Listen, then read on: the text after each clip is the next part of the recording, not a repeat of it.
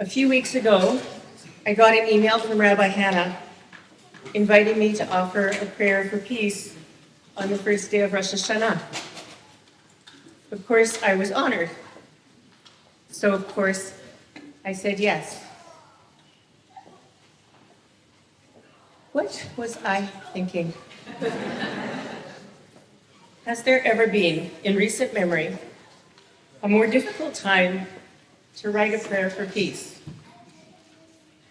It feels like the whole world is engulfed in war and violence.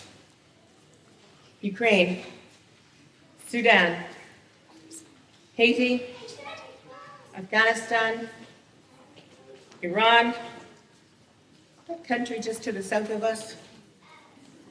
The list goes on and on and on, including, of course, and especially for us, Israel and Gaza and the West Bank, and now Lebanon.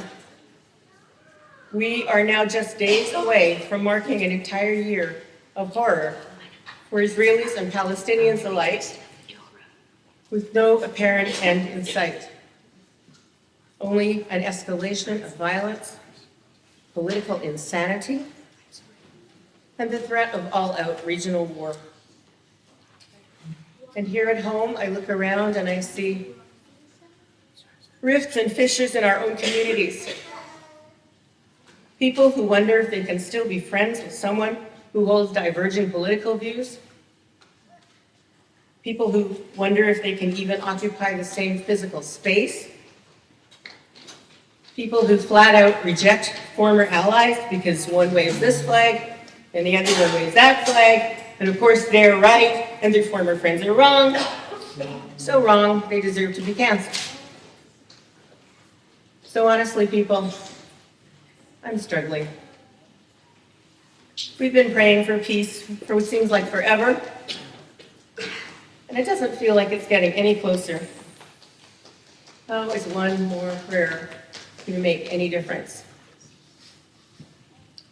So I couldn't write a prayer because I couldn't find the words that could take all my feelings, my yearnings, my fury, and my love and put them into anything that looks like what we think of as a prayer. I considered just standing here in silence for my allotted 5 minutes.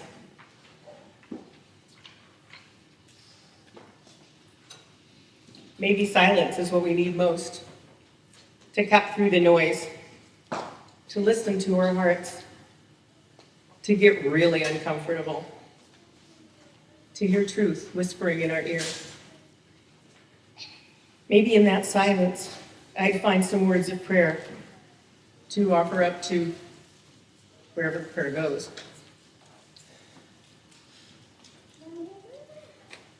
But just when I was about to give up, I read a poem by one of my most beloved teachers, Rabbi Erwin Keller. Some of you will remember Rev Erwin from our last 2 Or Shalom retreats, where he was our invited guest and quickly made a place for himself in our hearts. To me, he's something of an angel, whose words always land just when I need them most and give shape to the words I can't find myself.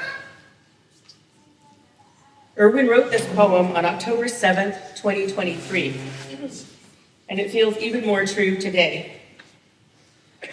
So I offer Rev Erwin's poem as my prayer.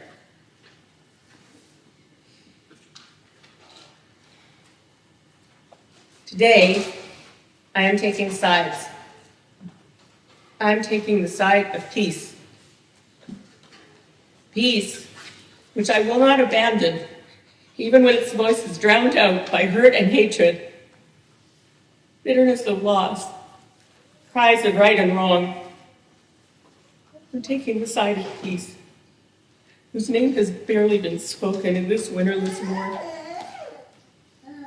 I will hold peace in my arms and share my body's breath, lest peace be added to the body count. I will call for de-escalation, even when I want nothing more than to get even. I will do it in the service of peace.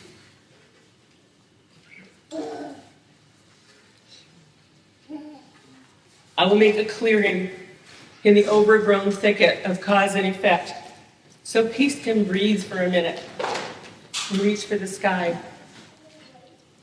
I will do what I must to save the life of peace.